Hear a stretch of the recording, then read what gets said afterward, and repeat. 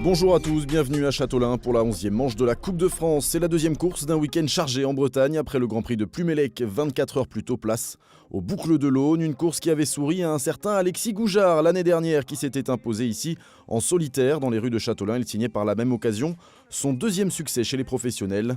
Aujourd'hui, c'est lui qui portera le dossard numéro 1.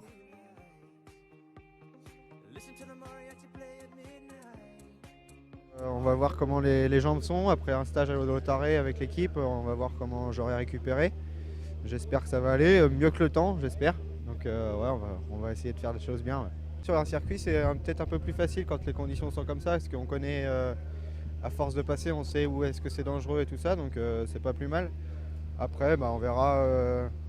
Normalement, le temps va s'améliorer au fil de la journée, donc on croise les doigts. Ouais. Collectivement, il va falloir qu'on soit actif au début de course. On va essayer de prendre les échappées. Et après, dans le final, on a Sam et Maxime Daniel pour si ça arrive groupé. Donc il va falloir qu'on soit très actif au début, vigilant et pas louper l'échappée. Cette année, le plateau sera une nouvelle fois élevé avec la présence notamment de Nasser Boigny. La Cofidis est en pleine préparation pour le Dauphiné et le Tour de France. L'occasion pour le train rouge emmené par Geoffrey Soupe et Kenneth Van Bilsen notamment de trouver les réglages et à Nasser Boigny de se rassurer.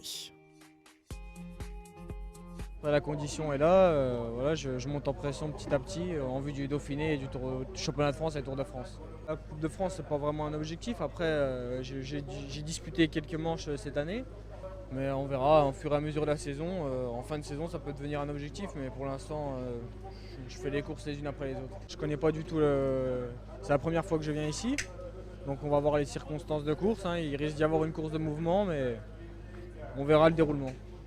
La FDJ aura également son mot à dire aujourd'hui avec dans ses rangs des garçons comme Anthony Gélin, Olivier Legac ou encore Mathieu Ladanius. C'est une course où il faut rester placé, surtout quand il pleut comme ça. La descente du Grand Tour est assez dangereuse, donc si on n'est pas placé, on prend des cassures et voilà, on joue à l'élastique et après à un moment donné ça casse. Donc il va falloir rester placé, vigilant et essayer d'accompagner les coups. C'est vrai qu'hier on a fait une équipe, on a essayé de suivre tous les coups. On n'avait pas la meilleure équipe, mais non, c'est bien accroché. Après, sur l'arrivée, moi, je fais 5. Je ne pouvais pas faire mieux. On est tombé sur plus fort.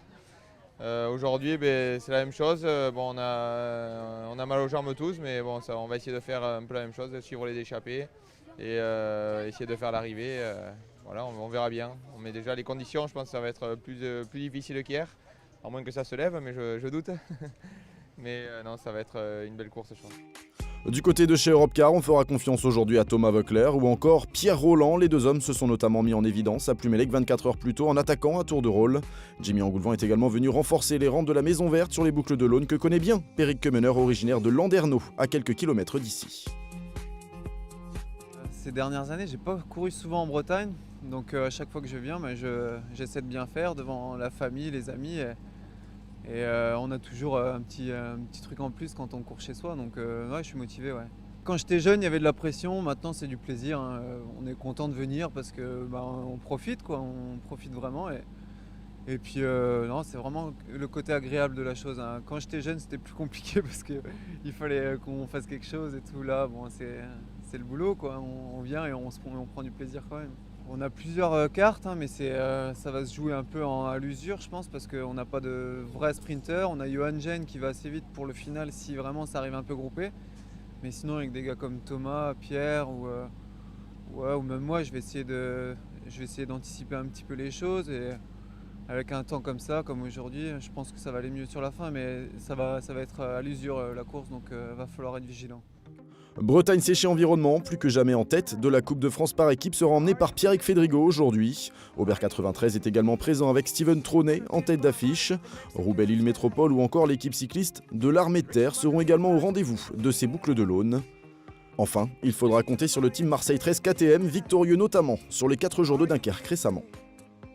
Il va forme est sur la pente ascendante. Donc maintenant on prépare vraiment les prochains objectifs qui sont la Route du Sud, le Championnat de France et le Tour d'Autriche. Donc voilà, ça fait partie des passages obligés, de la Coupe de France aussi, qui est aussi un objectif pour l'équipe. Le plan, ça va toujours être à l'avant, toujours lancer des coureurs dans les échappées. On sait que c'est des courses qui sont toujours exigeantes, où il faut toujours être placé dès le début. Et voilà, le scénario n'est jamais écrit. Ça peut être une échappée qui va au bout. Non, ça reste toujours une course ouverte. Et aujourd'hui, vu le temps et tout, ça va être difficile psychologiquement aussi.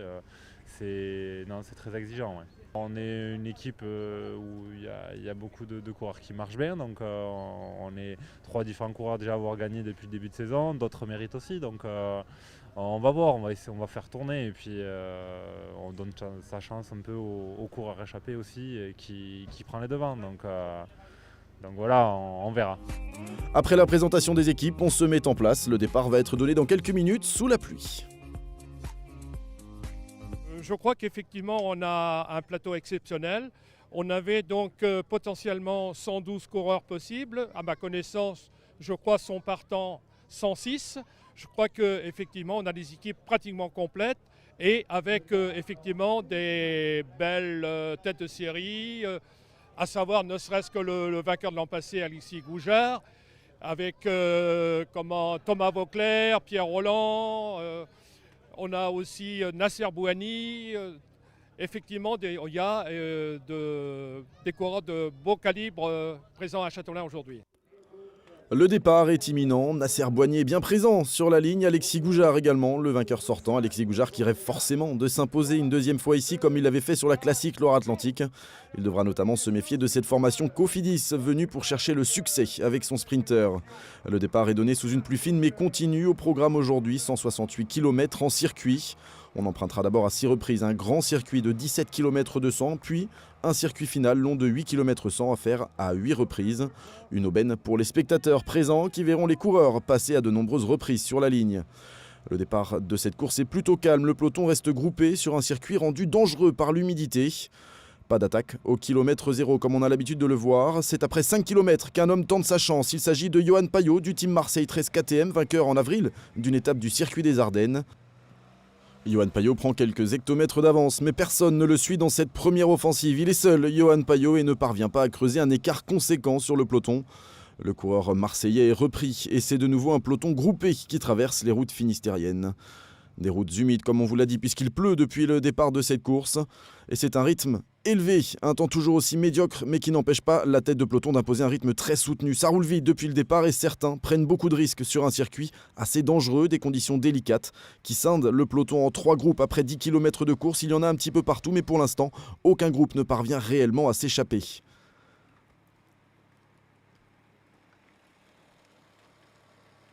Les écarts sont minimes, tout va rentrer dans l'ordre après quelques kilomètres. Ça coince un petit peu pour Christophe Riblon, très en vue 24 heures plus tôt, très offensif à Plumelec. L'ancien vainqueur d'étape sur le Tour de France abandonnera d'ailleurs quelques kilomètres plus tard. La pluie redouble d'intensité, le peloton est toujours groupé au pied de la montée finale après 16 km, fin du premier tour de circuit. A noter que 104 coureurs ont pris le départ ce matin. Aucune échappée ne s'est pour l'instant dessinée après la tentative vaine de Johan Payot, seul coureur à avoir tenté sa chance réellement jusqu'ici. Les premiers tours de circuit se font tambour battant et quelques coureurs tentent de sortir une nouvelle fois mais sans jamais faire de réelle différence. Beaucoup de tentatives donc à l'image de Jérémy Roy ou encore Guillaume Bonafont dans sa roue. On citera également Baptiste Plancart, bien placé au classement général de la Coupe de France et offensif depuis le départ de cette course. Un groupe de 30 essaiera même de sortir avec notamment de nombreux favoris comme Samuel Dumoulin, Pierrick Fédrigo ou encore Dani Navarro. La course est cadenassée. Pour l'instant, personne ne veut prendre le risque de laisser partir une échappée. Si ce groupe de 30 était sorti, ça aurait été compliqué ensuite de revenir. 40 km ont été parcourus sur des routes détrempées et personne n'est sorti. Donc on reste groupé derrière les Cofidis qui roulent à l'avant. Une équipe Cofidis articulée aujourd'hui autour de Nasser Bouhanni avec Geoffrey Soupe, son poisson pilote, notamment avec Loïc Chetou, Nicolas Hédé ou encore Christophe Laporte. Le jeune Florian Sénéchal ne devrait pas être en reste, lui non plus, aujourd'hui. Petite accalmie au sein du peloton où on compte déjà plus de 30 abandons alors que l'on est encore dans la première moitié de course. Rappelons que certains coureurs ont couru Plumelec la veille, une course exigeante avec de nombreuses ascensions de la côte de Cadoudal, une journée éprouvante donc pour les organismes qui ont poussé certains coureurs à l'abandon déjà tôt ce matin. Après 50 km de course, on tient peut-être la bonne échappée. Un groupe de 10 coureurs se détache à l'avant. Il y a là Maxime Vantôme et Julien Antomarchi pour la formation Roubaix-Lille Métropole, Dani Navarro pour l'équipe Cofidis, lui qui avait déjà tenté de sortir quelques kilomètres plus tôt. Laurent Pichon, le pensionnaire de la FDJ, il y a également le Colombien Ainer Parra de la formation Cara Rural. Le team Marseille 13 KTM est bien représenté avec 2 coureurs, Julien Elfares et Johan Payot, le premier attaquant du jour. On retrouve à l'avant également Peric Kemener pour l'équipe Europcar, lui aussi a pris cette échappée. Enfin, Pierre-Roger Latour pour l'équipe AG2R La Mondiale est également présent à l'avant, cette échappée qui comporte de bons rouleurs et qui parvient à prendre quelques mètres d'avance. On laisse sortir pour l'instant, est-ce qu'on va réagir derrière ? Un nouveau passage sur la ligne et on sent le coup partir. Ça va réagir derrière avec Julien Duval de l'équipe cycliste de l'Armée de Terre, une équipe qui n'est pas représentée à l'avant. Alexis Goujard, le vainqueur sortant, est là également pour la formation AG2R La Mondiale.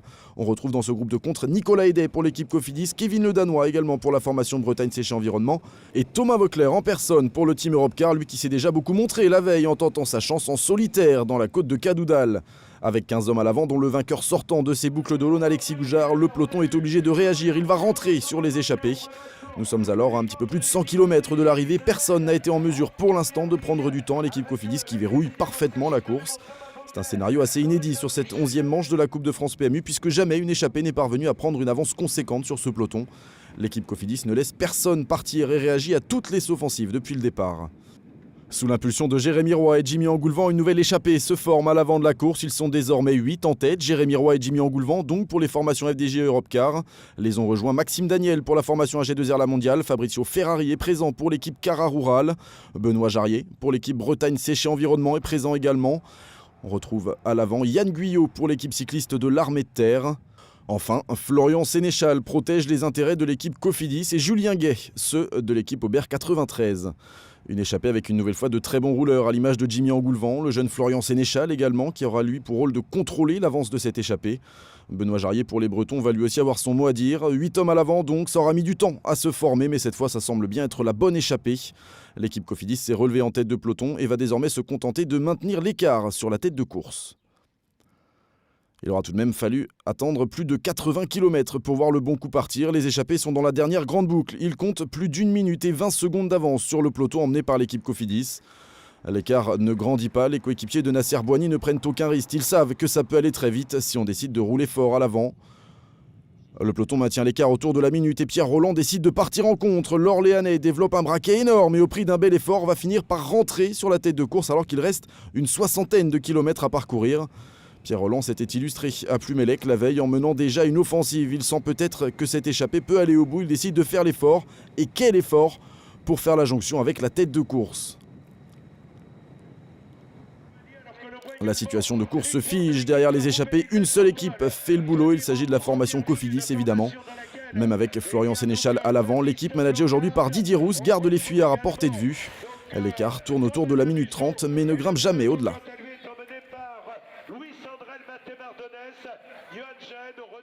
Pour le moment, ils ont bien couru. Là, il y a Roland qui est rentré. Il fallait s'y attendre. Donc, je leur ai demandé qu'ils laissent un peu plus d'écart, en fait, pour justement éviter les contres comme ça. Voilà, donc maintenant, de toute façon, la course est lancée et il faut qu'on maintienne l'écart pour pouvoir accélérer après dans les deux derniers tours et essayer de faire en sorte que ça arrive au sprint. Mais je pense qu'il va y avoir encore du mouvement. De retour sur les boucles de l'Aune, la situation de course est simple. 9 hommes en tête avec une grosse minute d'avance sur un peloton emmené par la Cofidis de Nasser Boigny. Il reste encore 6 tours à couvrir, soit 48 km à parcourir. Une échappée qui a mis du temps à se former. Toutes les offensives ont été vaines jusqu'à ce qu'un groupe se forme avec 9 hommes. Un groupe de tête composé donc de Maxime Daniel pour l'équipe AG2R La Mondiale, Fabrizio Ferrari pour l'équipe Cara Rural, Jimmy Engoulevent pour le team Europcar, Benoît Jarrier pour l'équipe Bretagne Séché Environnement, Yann Guyot de l'équipe cycliste de l'Armée de Terre, Florian Sénéchal pour la formation Cofidis, Julien Gay et Pierre Rolland qui lui est rentré un petit peu plus tard. Il est sorti seul du peloton pour rejoindre la tête. Nous sommes à une quarantaine de kilomètres de l'arrivée dans les rues de Châteaulin et le peloton décide d'accélérer. Il revient sous la minute. Les échappés sentent le danger se rapprocher. C'est Jimmy Engoulevent qui tente de relancer cette échappée en compagnie de Jérémy Roy dans sa roue. Les deux fuyards sont immédiatement pris en chasse par leurs 7 compagnons de route et le groupe se reforme. Une accélération qui permet à l'échappée de reprendre un petit peu de temps sur le peloton. Jimmy Engoulevent et Jérémy Roy n'auront pas réussi à se faire la malle. On a tout de suite réagi au sein du groupe de tête. L'entente n'est plus aussi bonne qu'au départ en tête de course et c'est au tour de Yann Guyot de tenter sa chance, seul à 25 km du but. Et Yann Guyot qui attaque, il se retrouve seul à l'avant, personne ne le suit pour l'instant, va forcément réagir parmi les 8 hommes qui se trouvent derrière lui. Le champion de France amateur 2014 a bien senti le coup, l'entente n'était plus très bonne à l'avant et les accélérations successives de Jimmy Engoulevent et Jérémy Roy, il a décidé de prendre les choses en main. C'est compliqué malgré tout pour Yann Guyot, surtout après tous les efforts consentis depuis le départ. Rappelons que cette échappée a dû batailler pour sortir et pour se former. Il se fait reprendre par l'échappée matinale où ne figure plus un homme, Maxime Daniel, qui a fait les frais de cette accélération. Le peloton se rapproche très vite désormais, il est à moins de 20 secondes. Les hommes de Didier Roux sont accélérés et face à une tête de course désorganisée, il parvient à revenir. La jonction sur les 8 hommes de tête est imminente. Désormais, il va falloir se méfier de nouvelles offensives. On est encore loin de l'arrivée dans les rues de Châteaulin. Plus que 15 km à parcourir dans cette 11e manche de la Coupe de France PMU et la course est très débridée après un bref regroupement. Le peloton explose de nouveau et c'est un groupe de 7 coureurs qui va réussir à prendre le large. Il fallait s'y attendre. Les offensives devraient être nombreuses en cette fin de course pour éviter un sprint final puisque le grand favori est là. En cas d'arrivée au sprint, c'est évidemment Nasser Boigny. On retrouve à l'avant Yann Guyot et Florian Sénéchal, seuls survivants de l'échappée matinale. Florian Vachon de l'équipe Bretagne Séché Environnement est là également. Pour l'équipe FDJ, on retrouve Laurent Pichon. Enfin, Steven Tronet, Julien Elfarès et Brian Nolot complètent ce groupe. Et Yann Guyot qui fait une course remarquable. Il a travaillé dans la première échappée. Il a pris sa chance ensuite en solitaire avant que celle-ci ne soit reprise. Il fait de nouveau partie de cette échappée.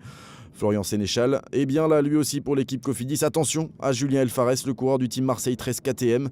Il a les jambes, il le montre course après course sur un final qui lui convient bien. Il pourrait avoir son mot à dire aujourd'hui. Enfin Laurent Pichon, le coureur de la FDJ est lui aussi en forme. Ça promet une fin de course palpitante à moins de 15 km désormais de l'arrivée. Rien n'est fait. Le peloton pointe à 30 secondes et ce sont toujours les hommes de l'équipe Cofidis qui font le rythme alors que le soleil fait son apparition sur Châteaulin. Après une journée sous la pluie, on pourrait assister peut-être à une arrivée sous le soleil qui sera sacrée ici. Après la victoire d'Alexis Goujard l'année dernière, nous sommes dans l'avant-dernier tour. Il reste 10 km à parcourir. Devant les 7 hommes de tête résistent plutôt bien, avec toujours une trentaine de secondes d'avance sur le peloton. Rappelons que Laurent Pichon, Florian Sénéchal, Julien Elfarès et Brian Nolot, ainsi que Johan Payot sont notamment à l'avant. À moins de 10 km de l'arrivée, certains s'impatientent et un groupe de contre-attaque va se former juste derrière eux avec Pierrick Fédrigo, le leader de la Coupe de France, avec Jean-Christophe Perrault également pour l'équipe AG2R La Mondiale, Baptiste Plancart est là également, Johan Lebon pour la formation FDJ et Alo Yakin, le champion d'Estonie pour l'équipe Aubert 93. C'est un groupe de costauds donc qui va essayer de rentrer maintenant sur l'avant de la course alors qu'on passe pour l'avant-dernière fois sur la ligne d'arrivée. Le peloton est toujours pointé à 30 secondes à 8 km de la fin de cette course. Attaque de Laurent Pichon à l'avant, il va tenter d'y aller seul. Le coureur de la formation FDJ, on en avait parlé, il a les jambes, Laurent Pichon.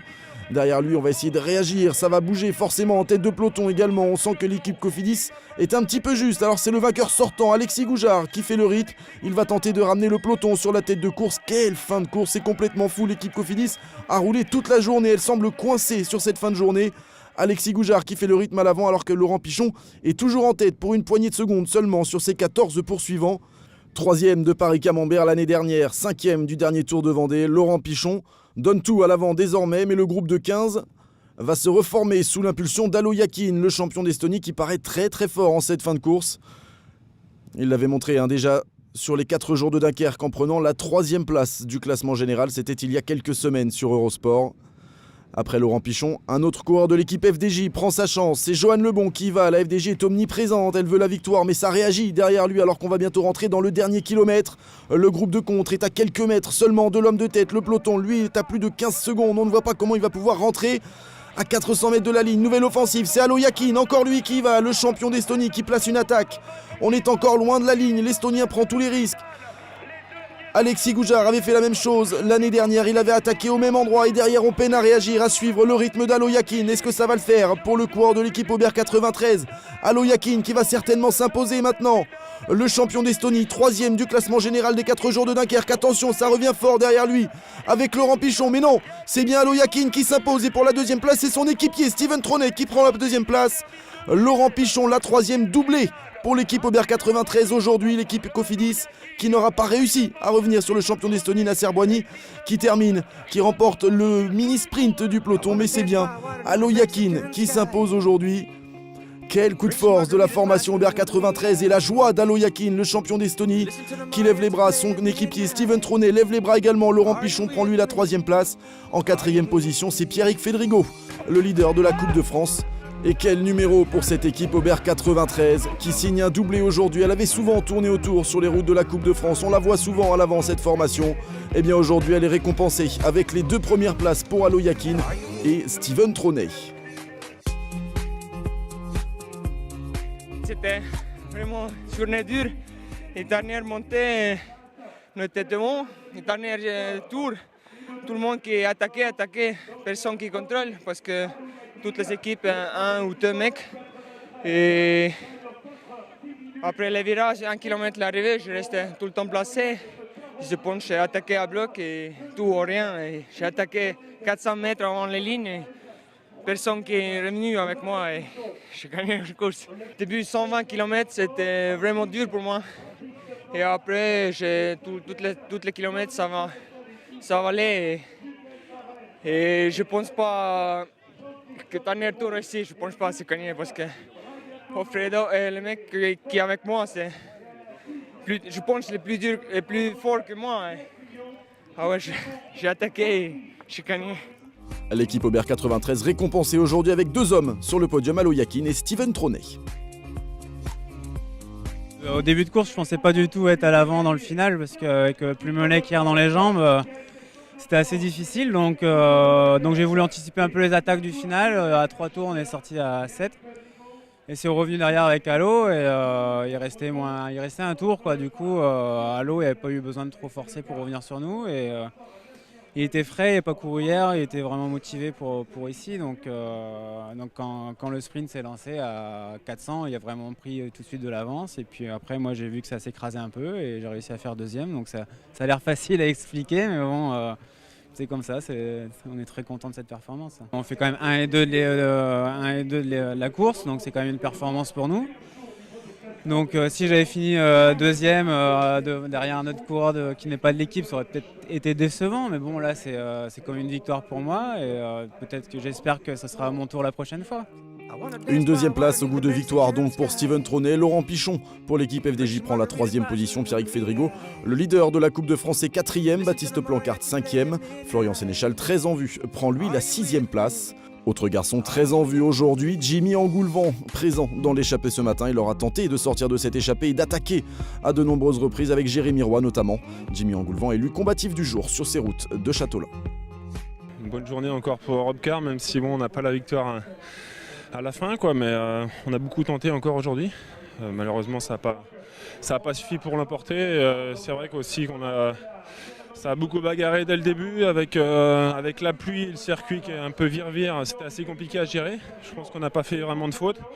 Après, il nous manque peut-être un petit peu de fraîcheur à l'avant pour aller l'emporter. On espère que ça va réussir dans les prochains jours pour aller décrocher d'autres victoires. Le plan, c'était essayer de durcir un petit peu la course. C'est vrai que Cofidis avait décidé de brider un peu la course. Il fallait essayer d'avoir un maximum de coureurs devant pour les fatiguer. Je pense que c'est ce qui a été le cas. Malheureusement, ça ne nous a pas bénéficié à nous directement, mais bon, on a vu les Cofidis qui ont un peu plié sur la fin. C'est ce qu'on voulait pour essayer d'avoir un coureur qui l'emporte à l'avant, un coureur assez costaud de chez nous.